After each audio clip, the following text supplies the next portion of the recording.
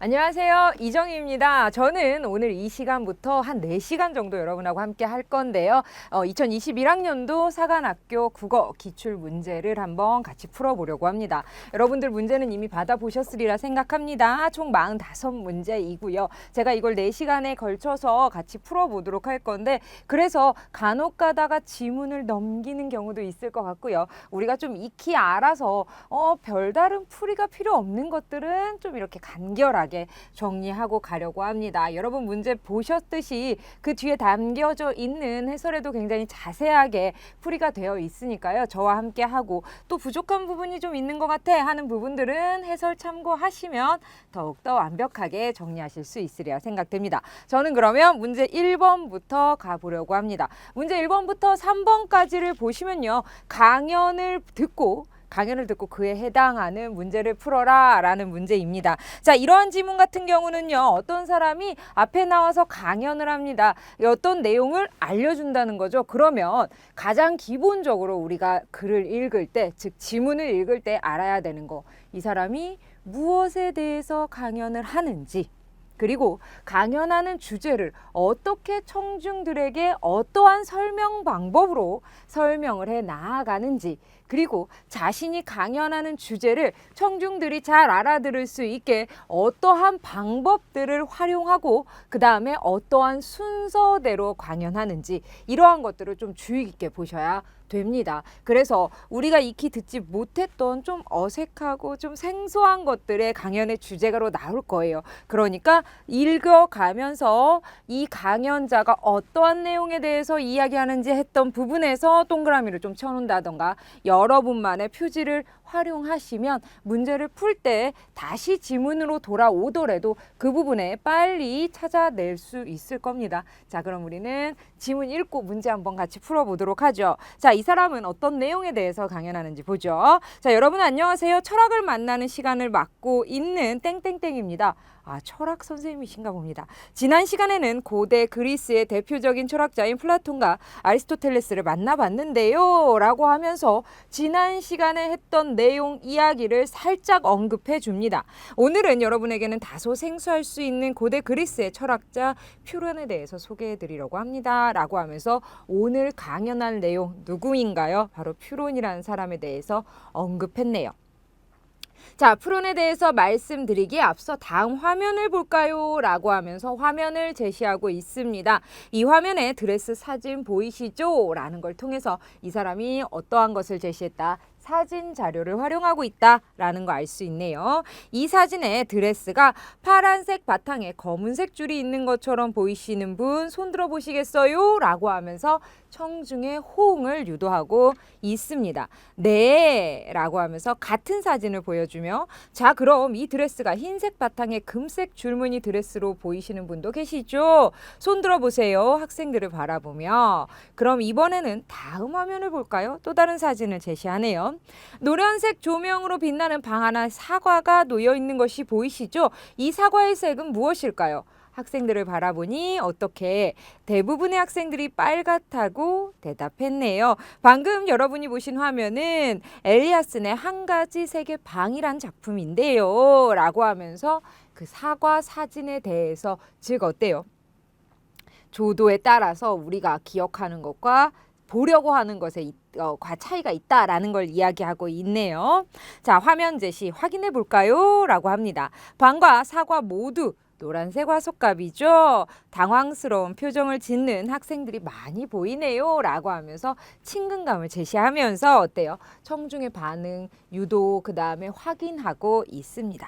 방금 여러분이 경험한 현상은 우리의 뇌가 처음 접하는 물체의 색상을 판단할 때 기억색 동그라미 색 항상성에 영향을 받기 때문입니다. 기억색은 이라고 하면서 어때요? 기억색에 대해서 설명하고 있고요. 쭉 내려와서 이것은 색 항상성 때문이었습니다 라고 해서 또 이야기하고 있네요.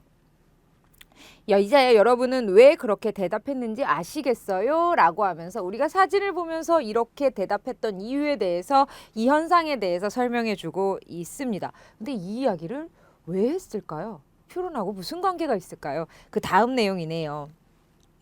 우리가 보고 있는 것이 사물 본연의 실제 모습일까요? 우리 뇌가 사물을 인지할 때 감각을 왜곡한다면 기억색이나 색항상성과 같은 현상의 무해 물질의 참 모습을 확인할 수 없게 됩니다. 오늘 소개할 철학자인 퓨로는 어떤 것이 사실인지 아닌지를 인간은 확실하게 알 수 없다고 주장했습니다. 또한 그는 이 세상에는 진리가 없다고 말했습니다. 그래서 존재하지 않는 진리를 찾으려고 하면 인간은 고뇌를 느끼게 된다고 주장했습니다. 그래서 퓨로는 확실히 알 수 없는 것에 대해서는 판단을 중지한 것을 주장했습니다. 이것이 바로 판단 중지입니다. 판단 중지 동그라미.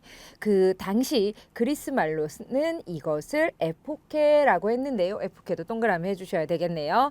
이것은 긍정도 부정도 하지 않는 마음의 상태를 일컫는 말입니다.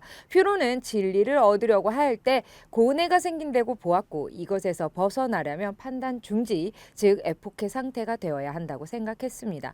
그래야 마음의 흐트러짐이 없는 평화로운 상태, 즉 아타락시아에 이를 수 있다고 본 것입니다. 이러한 퓨론의 생각은 진리를 찾는 것이 철학의 목적이라고 믿었던 당대의 철학자들에게는 굉장히 낯설었을 것입니다. 그런데 우리는 아무것도 모른다라고 말하며 기존의 당연한 것이라 믿었던 생각들도 끊임없이 의심하고 판단을 보류하라는 퓨론의 주장에 대해 한 번 더 생각해 봐야 합니다. 당대 철학자들에게 낯설었던 퓨론의 주장은 후대의 철학자들에게는 큰 영향을 끼치게 됩니다. 퓨론의 생각을 간단하게 말씀드렸는데요. 다음 강의에서는 어때요? 다음 강의에 대한 소개도 하고 있네요. 퓨론 철학이 후대 철학자들에게 왜 큰 영향을 주었는지에 대해 말씀드리도록 하겠습니다. 라고 하고 있네요. 자, 위 강연자가 말하기의 방식으로 가장 적절한 건 청중의 응답을 이끌어내고 반응을 확인하여 청중과 상호작용하고 있나요? 네, 질문을 하고 대답을 하고 가끔은 유머와 위트를 통해서 청중에게 확인하고 있습니다. 지난 시간에 강연 내용과 관련된 동영상을 보여주진 않고요. 지난 시간에 강연 내용에 대한 언급만 하고 있지요. 대상의 개념을 친숙한 소재에 빗대어 표현함으로써 청중의 이해를 돕고 있다. 이 부분 약간 헷갈릴 수도 있는데요. 여기에 대상의 개념은 어때요? 퓨론에 대한 개념이 아니죠. 그렇기 때문에 3번에 어때요? 빗대어 표현하고 있는 건 맞습니다. 그것은 무엇과 무엇, 기억색과 항상성에 대한 것을 설명하기 위해 사진을 제시했던 거죠. 그렇기 때문에 그 사진을 제시함으로써 현상을 얘기한 거지 대상의 개념을 친숙한 소재에 빗대어서 설명하고 있는 것은 아닙니다. 그 다음 볼게요. 화면을 제시해서 오히려 참여를 이끌고 있지요. 그 다음 강연의 처음과 끝에 진행 순서를 소개하며 청중이 강연 내용을 예측할 수 있도록 하고 있다라고 했는데 지난 시간 주제나 다음 시간 주제에 대한 이야기를 하고 있지만 진행 순서에 대한 이야기는 없습니다. 강연 중간중간에 지난 시간에 강연한 내용을 상기시키며 강연의 중심 내용 강조하고 있다라고 했는데 지난 시간에 했던 내용은 가장 윗부분에 대해서만 언급 한 번 있었고요. 중간중간에는 없었죠. 그래서 정답 알맞은 것은 1번 찾아주시면 되겠습니다. 그 다음 2번 문제 가볼게요. 강연자가 사용한 매체 자료 활용에 대한 설명으로 가장 적절한 거 기억입니다. 기억색과 관련된 현상을 직접 체험할 수 있도록 두 드레스의 화면을 번갈아 보여준 게 아니라 하나의 화면을 2번 보여준 거죠. 두 드레스가 아닙니다. 사람마다 기억입니다. 사람마다 사물에 대한 색 인지가 다르다는 점을 설명하기 위해 시간에 따라 드레스의 색이 달라지는 동영상 화면인가요? 아니었죠. 색 항상성과 관련된 현상은 누구나 경험할 수 있다는 점을 설명하기 위해 사과의 색깔이 다르게 보이는 두 화면을 비교했나요?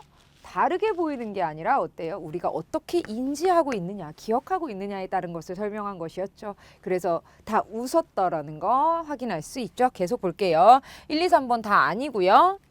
4번입니다. 기억색과 색 항상성에 일어나는 원인이 다르다는 점을 설명하기 위해 빛이 비치는 각도에 따라 색이 달리 보이는 엘리아슨의 작품을 제시했나요? 이것도 아니죠. 어떻게 보면 자신이 인지하고 있던 것, 자신이 경험한 것에 대해서 비추어 본다라는 점에서 어때요? 그 작품에 대한 내용은 같다라고 할 수 있고요. 그 다음에 빛이 비치는 각도에 따라 색이 달라지는 것이 아니라 자신이 경험한 내용에 따라서 그것이 보이는 것이다 라는 것을 설명하고 있는 거죠. 그래서 4번도 아닙니다. 인간이 지각하는 물체의 색이 실제의 색과 다를 수 있다는 점을 보여주기 위해 사과의 방에 색 정보가 표시된 화면 보여주고 있습니다. 우리가 어떻게 지각하느냐에 따라서 어때요? 만약에 우리가 다르게 생각했다라면 그것이 붉게 보였다라는 게 아니라 어때요? 노란색으로 보였을 수도 있겠죠. 그것이 어떻게 지각하느냐에 따라서 그 내용을 설명하고 있습니다. 정답은 5번 찾아주시면 되겠습니다. 그 다음 3번 문제 볼게요. 다음은 학생들의 강연을 들으며 떠올린 생각입니다. 강연 내용을 고려할 때 학생들의 반응을 분석한 것으로 적절하지 않은 것. 학생 1은요 말합니다. 여기서 학생 1, 학생 2, 학생 3이 이야기하고 있는데 학생 1은 배경 지식을 활용하여 강연 내용 점검하고 있나요? 네, 맞습니다. 모순율은 이라고 하면서 자신의 주장은 잘못된 게 아닐까라고 하면서 비판적으로 점검하고 있고요. 자신이 알아볼 내용에 대해서 의문으로 제기하고 있죠. 그리고 자신이 이미 알고 있던 내용과 합해서 어때요? 이야기하고 있습니다. 그 다음 2번입니다. 여기죠. 학생 내용 점검하고 있고요. 학생 2는요. 이전에 몰랐던 사실을 알게 된 것을 긍정적으로 생각하고 있나요? 네. 어디에서 알 수 있나요? 가장 마지막 부분을 보면요. 강연을 통해 궁금증을 해소할 수 있어서 좋았어 라고 하면서 긍정적으로 이야기하고 있습니다. 학생 3은 강연 내용과 관련된 자신의 과거 경험 떠올리고 있나요? 네, 맞습니다. 아무 생각 없이 멍하니 앉아 있었을 때 기분 좋아진 적이 있었었는데 라고 하면서 자신의 과거 경험 떠올리고 있고요. 학생 1과 학생 3은 강연 내용의 정보량이 부족하다라는 점을 부족하게 하는 점을 부정적으로 생각하고 있나요? 이 내용은 상관이 없습니다. 관여 없죠. 정보 양에 관련된 내용은 아니었고요. 학생 2와 3은 강연 내용과 관련된 추가 활동 계획하고 있나요? 네, 더 찾아봐야 되겠어. 더 알아봐야 되겠어. 학생 2와 3이 이야기하고 있습니다. 적절하지 않은 거 찾아라 라고 했으니까요. 정답은 4번 찾아주시면 되겠습니다. 그 다음 4번에서 7번을 풀기 위한 내용이 있네요. 그 다음 문제 한번 볼게요. 자, 시사적인 문제에 대한 비평활동입니다. 활동 1입니다. 시사적인 문제에 관한 모의 토론 참관하려고 합니다. 활동 1은요. 토론 참관이고요. 활동 2는요. 무엇이다? 모의 토론 참관 후 쟁점에 대한 자료를 추가 조사하여 자신만의 관점으로 무엇 쓰기? 비평문 쓰기. 하려고 합니다. 반려동물에 대한 내용 한번 볼게요. 가입니다. 사회자가 말합니다. 자, 이렇게 토론 내용이 나오면요. 우리가 눈여겨봐야 될 거. 물론 지금 풀어야 될 내용에는 이 내용이 빠져 있지만 그래도 토론 내용이 나오면 우리는 각자의 역할을 잘 수행하고 있는가? 그리고 이 사람들이 어떤 주제에 대해서 토론하고 있고 각자의 역할에 대한 자신의 주장은 어떻게 펼치고 있는지 그 내용 중심으로 보셔야 됩니다. 가입니다. 사회자가 말합니다. 최근 반려동물을 양육하는 반려인에게 무엇을 부과하자 세금을 부과하는 반려동물 보유세 도입에 대한 논의가 활발하게 이루어지고 있습니다. 그래서 오늘은 반려동물 보유세를 도입해야 한다라는 논제로 토론을 진행하려 합니다. 이 논제에 대해 찬성 측과 반대 측의 의견을 들어보겠습니다. 먼저 찬성 측에서 입론해 주신 후 반대 측에서 반대 신문해 주십시오. 찬성 1이 말합니다. 저는 반려동물 보유세 도입에 찬성합니다. 최근 반려동물 양육 양육 가구가 증가하면서 의료비 지원, 동물 편의시설 확충 등 사회적 요구가 늘고 있는데 반려동물의 복지 증진을 위한 비용은 반려인이 부담하는 것이 타당합니다. 다음으로 이 제도의 도입을 통해 유기되는 동물의 수를 줄일 수 있습니다. 반려동물 보유세를 부과하게 되면 반려동물을 충동적으로 사고 쉽게 버리는 일도 줄어들 것입니다. 끝으로 이 제도의 도입을 통해 반려인과 비반려인의 사회적 갈등을 해소할 수 있는 여건이 조성될 수 있다고 생각합니다. 반려동물 보유세 도입으로 재원을 확보하려면 반려동물로 인한 발생한 여러 가지 사회적 갈등을 해소할 수 있는 여건 조성할 비용 마련할 수 있습니다. 라고 하니까 반대 2가 이야기합니다. 반려동물 보유세를 도입하면 유기되는 동물의 수를 줄일 수 있다고 말씀하셨는데 라고 하면서 이미 반려동물 보유세를 부과하고 있는 땡땡국에 대한 예를 들어서 어때요? 감소시키는 효과가 있다는 찬성 측의 발언이 잘못됐다라고 오히려 주장하고 있습니다. 어떻게 생각하십니까? 라고 했더니 찬성 1이 다시 이야기합니다. 유기동물의 수는 우리나라와 땡땡국이 비슷해 보이지만 땡땡국의 반려동물 전체 개체 수는 우리나라의 약 5배입니다. 라고 하면서 어때요? 비교 대상의 개체 수가 어때요? 서로 다르다. 그래서 비교 대상이 될 수 없다라고 이야기하고 있습니다. 그랬더니 사회자가 이야기합니다. 이번에는 반대 측에서 입론해 주신 후 찬성 측에서 반대 신문해 주십시오. 라고 하고 있습니다. 반대 1이 이야기합니다. 저는 반려동물 보유세 도입에 반대합니다. 반려인들은 이미 반려동물 양육에 따른 세금을 납부하고 있다라고 생각합니다. 동물병원 진료비나 반려용품 구입비 등의 부가가치세 등이 포함되어 있습니다. 반려동물과 관련하여 발생하는 사회적 비용은 현재 납부하고 있는 세금으로 충당해야 합니다. 또한 경제적 취약계층에서도 반려동물을 양육하는 경우가 많습니다. 이런 분들에게 반려동물 양육에 따른 세금을 부과하면 양육을 포기할 수 있어 유기되는 동물의 수가 오히려 늘어날 수 있습니다. 마지막으로 반려동물 보유세는 과세 대상을 정확하게 파악하기 곤란하여 실효성을 거두기가 어렵습니다. 반려동물 보유세를 도입한다고 해도 모든 반려인들이 자발적으로 반려동물을 키운다고 신고하지 않을 것입니다. 그리고 그렇지 않은 사람, 그렇게 되면 보유세를 내는 성실한 납세자와 그 다음에 내지 않으려는 신고하지 않으려는 사람들 간에 새로운 갈등이 발생할 것입니다. 그래서 보유세 도입을 통해 사회적 갈등을 해소할 수 없다라고 이야기합니다. 그랬더니 찬성 2가 말합니다. 저도 세금의 실효성을 거두기 위해서는 과세 대상을 정확히 파악해야 한다고 생각합니다. 라고 하면서 상대방 의견에 동의를 하네요. 그런데 우리나라에서는 이미 반려동물 등록제 시행하고 있습니다. 이 제도를 통해 과세 대상을 파악할 수 있는데 어떻게 생각하십니까? 라고 했더니 반려동물 등록제를 시행하는 것은 알고 있지만 실제 반려동물을 키우고 있다고 등록한 사람들은 매우 적습니다. 이런 상황에서 이 제도를 도입하면 반려동물을 등록하는 사람이 더 줄어들게 될 것입니다. 따라서 과세 대상을 파악하기는 더욱 어려워질 것입니다. 라는 토론 내용을 들었습니다. 그러고 나서 내가 듣고 나서 이 사람들의 의견을 듣고 나서 나의 의견을 무엇하려고 합니다. 비평문으로 쓰려고 합니다. 나의 의견은요. 2번째 문단에서 확인할 수 있습니다. 반려동물 보유세 도입은 필요하다라고 하면서 나는 보유세 도입 찬성 쪽입니다. 하면서 자신의 의견을 쓰고 있네요. 자, 문제 한번 풀어볼게요. 나머지 내용은 여러분들 읽어보시면 될 것 같고요. 자, 4번입니다. 활동 1 무엇이었나요?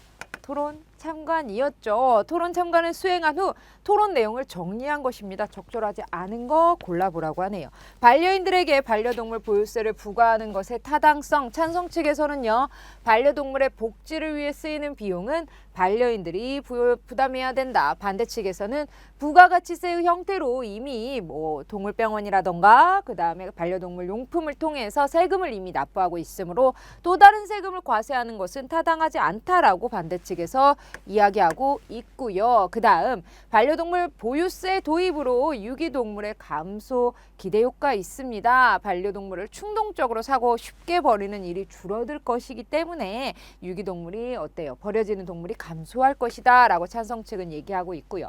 반대 측에서는요. 반려동물 보유세의 부담 때문에 오히려 양육을 포기하는 경우가 발생하여 유기동물의 수가 증가할 것이다 라고 이야기하고 있습니다. 다 맞는 내용이네요. 자의 의견을 말하는 게 아니라 이 토론의 내용을 간추리고 있는 겁니다. 그 다음 반려동물 보유세 도입을 통한 사회적 갈등 해소 여부입니다. 반려동물 보유세를 통해 확보한 재원으로 사회적 갈등을 해소할 수 있는 여건을 조성할 수 있다라고 이야기하고 있고요. 반려동물 보유세로 마련한 재원을 효과적으로 사용할 수 없기 때문에 사회적 갈등을 해소할 수 없다라고 한 것이 아니라 오히려 어때요? 사회적 갈등이 더 야기될 것이다. 왜? 누구는 내고 누구는 내지 않고 그리고 신고를 자발적으로 하는 사람과 하지 않으려는 혹은 피하려는 사람이 생길 수 있기 때문에 오히려 새로운 갈등이 생길 수 있다라는 것 이야기하고 있는 거죠. 그래서 잘못된 거, 적절한 거, 적절하지 않은 것은 5번 찾아주시면 됩니다. 나머지는 다 잘 정리가 되었는데 반려동물 보유세 마련한 재원을 효과적으로 사용할 수 없다라기보다는 보유세 도입을 통해서 사회적 갈등을 해소할 수 없는 이유는 새로운 갈등이 생길 수도 있다. 왜? 내려는 사람과 내지 않으려는 사람, 신고하려는 사람과 그것을 피하려는 사람이 생길 수 있기 때문입니다. 라고 이야기하고 있는 거죠. 적절하지 않은 것은 5번 찾아주시면 되겠습니다. 그 다음 6번 가볼게요.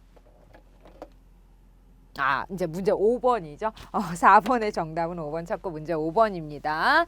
자, 가의 반대 신문과 답변에 대한 설명으로 가장 적절한 거. 반대 2는요. 상대층이 주장하는 내용이 새로운 문제를 발생시킬 수 있다는 점 지적하고 있다라고 했는데 찬성 1의 주장을 반박하고 있는 게 반대 2죠. 그래서 이 내용 아니고요. 찬성 1은 상대 측이 제시한 자료의 출처가 불분명함을 지적하며 자신의 주장이 타당함을 논증하고 있나요? 불분명함을 지적하는 것이 아니라 오히려 개체수의 수가 다르기 때문에 비교 대상이 될 수 없다라면서 개체수의 차이를 고려해야 된다라는 이야기하고 있는 거죠. 해석 쪽에서 다른 각도로 접근하고 있는 겁니다. 자, 그래서 아니고요. 찬성 2는요. 상대 측의 근거 자료가 충분하지 못하는 점을 지적하며 추가적인 자료 요구하고 있나요? 라고 했는데 찬성 2는요. 오히려 과세 대상, 반려동물 등록제 이러한 얘기를 하고 있죠. 그래서 추가적인 자료를 제시하고 있지는 않습니다.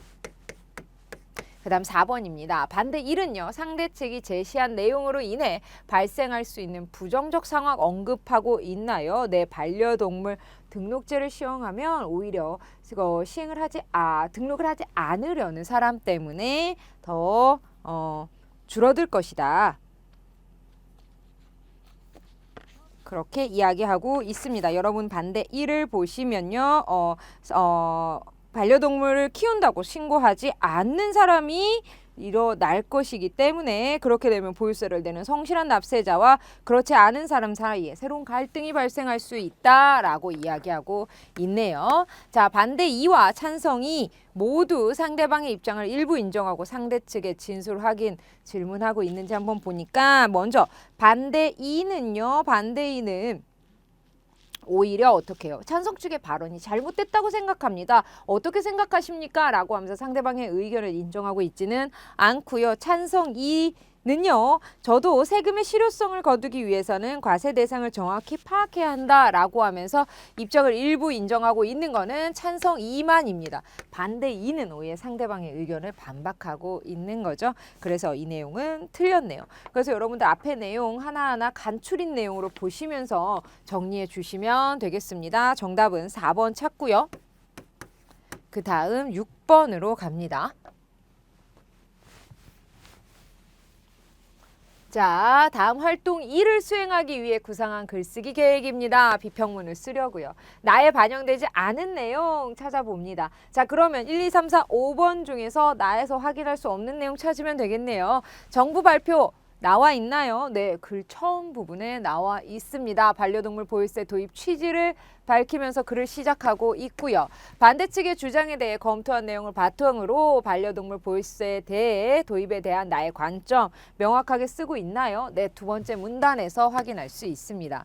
땡땡국에서 반려동물 보유세로 인한 긍정적 효과가 있는지 추가로 조사하여 나의 견해를 뒷받침하는 사례 되고 있나요? 네, 역시 두 번째 문단에서 확인할 수 있고요. 교통, 환경, 에너지를 사례로 들며 반려동물 보유세의 구체적 사용처 제시하고 있나요? 교통, 환경, 에너지세를 예로 들어서 이런 것처럼 특수 목적을 가진 목적세 운용에 대한 내용을 이야기하고는 있습니다.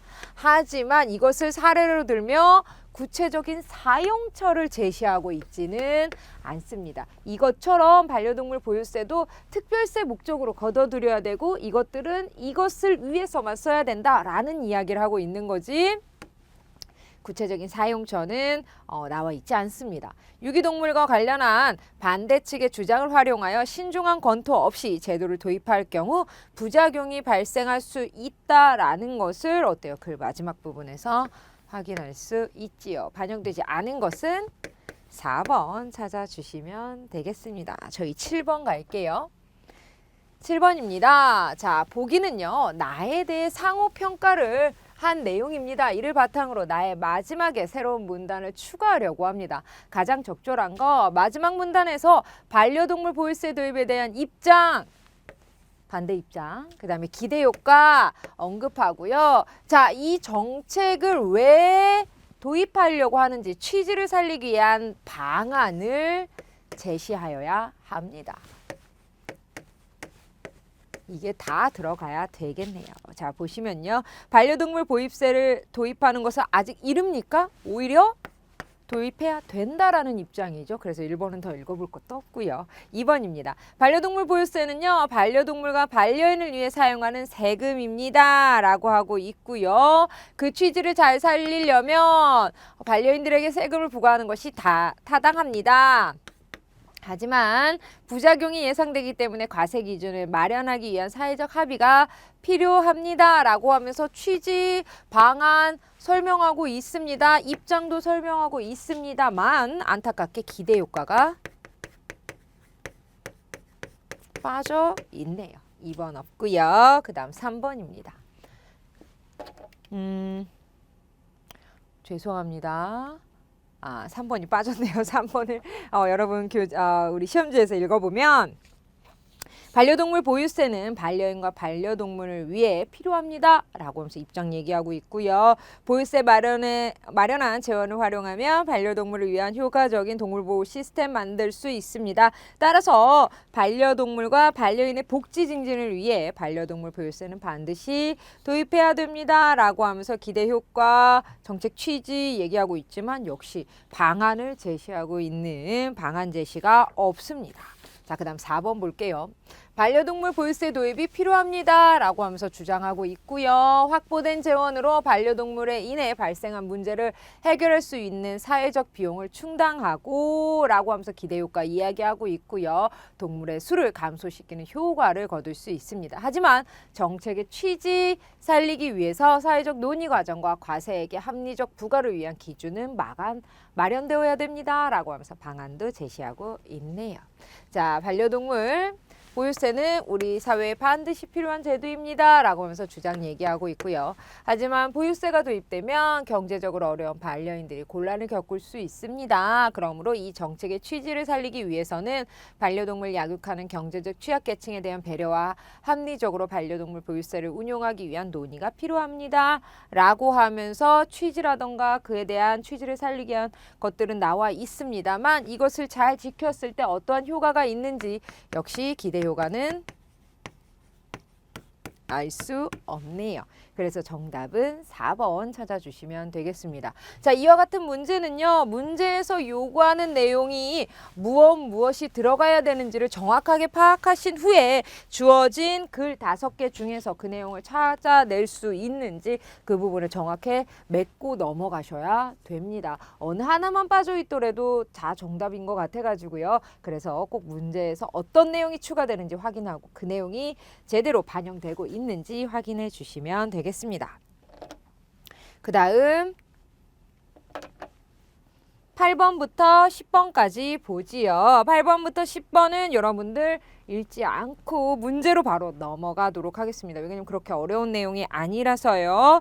일상생활에서 겪고 있는 문제를 해결하기 위한 건의문을 쓰려고 합니다. 건의문, 그러면 건의 내용이 들어가야 되겠네요. 이 사람은 땡땡 고등학교 학생 땡땡이고요. 최근 전동 킥보드 등의 개인형 이동장치를 이용하여 등하교 및 도심으로 출퇴근하는 시민이 늘어나고 있는 것을 신문기사에서 봤습니다. 저 역시 전동 킥보드를 종종 이용하고 있는데 아직은 이용상의 불편함이 있어 이렇게 건의문을 쓰게 됐습니다. 라고 하면서 내가 건의문을 쓴 이유에 대해서도 이야기하고 있네요. 자, 8번 문제 볼게요. 보기는 글을 쓰기 전에 떠올린 생각입니다. 초고에 반영되지 않은 것만 골라 묶은 것은 이라고 하면서 개인형 이동장치의 개념을 정의하며 건의 대상을 명확하게 해야 되나요? 라고 했는데 이곳은 제시되어 있지 않습니다. 개인의 경험을 제시하고 건의문을 쓰게 된 배경, 방금 읽었던 글 처음 부분에서 확인할 수 있고요. 이전 법규로 얻을 수 있는 효과를 언급하며 건의 내용의 필요성을 제시하도록 되어 있는데 보시면 되어 있나요? 라고 보시면 이전 법규로 얻을 수 있는 효과를 언급하며 건의 내용의 필요성 제시한다 라고 했는데 이전 법규가 아니라 개정 법규죠. 그렇죠. 개정 법규를 통해서 이러한 것들이 있습니다 라고 이야기하고 있고요. 그리고 앞으로도 어떠한 것이 필요합니다 라는 이야기 하고 있습니다. 그 다음 볼게요.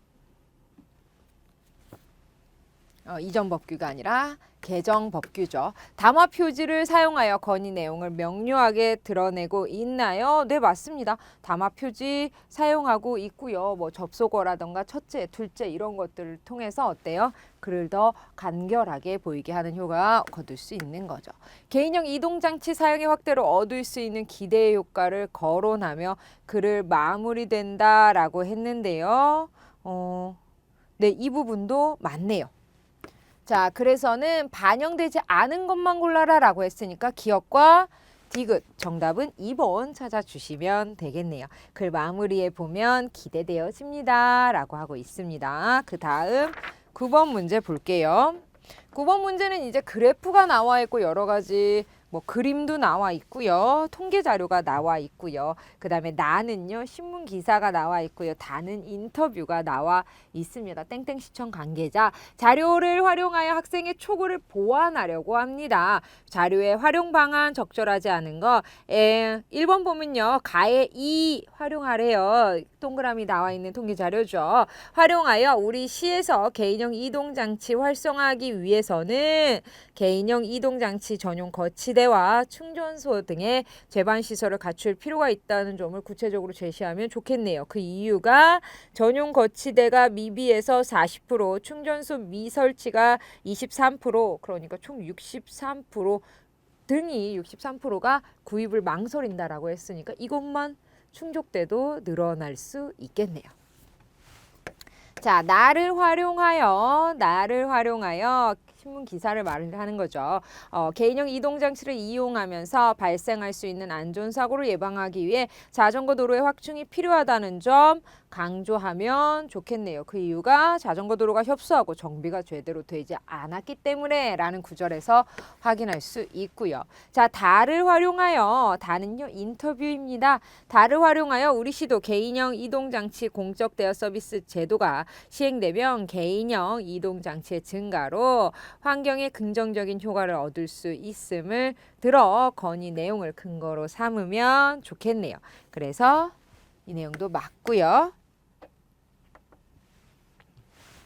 자, 4번입니다. 가의 1과 나를 활용하여 우리 시의 지난 3년간 교통사고의 증가가 가의 1과 나의 내용 활용하면 교통사고 증가가 개인형 이동장치 판매량과 관련이 있음을 제시할 수 있는지를 먼저 보면요. 여러분 보시면 3년간 교통사고가 뭐 증가했다라고는 하는데 그것과 우리 시가 판매량을 보면 거의 어때요? 늘어나고 있지 않죠. 뭐 점점 크게 늘어나는 게 딱 보여야 아 이것이 늘어나면서 교통사고도 늘었다라는 연관관계가 될 텐데 판매량을 보면 거의 차이가 없는 걸 확인할 수 있습니다. 그래서 이걸 연관짓기에는 무리가 있겠네요.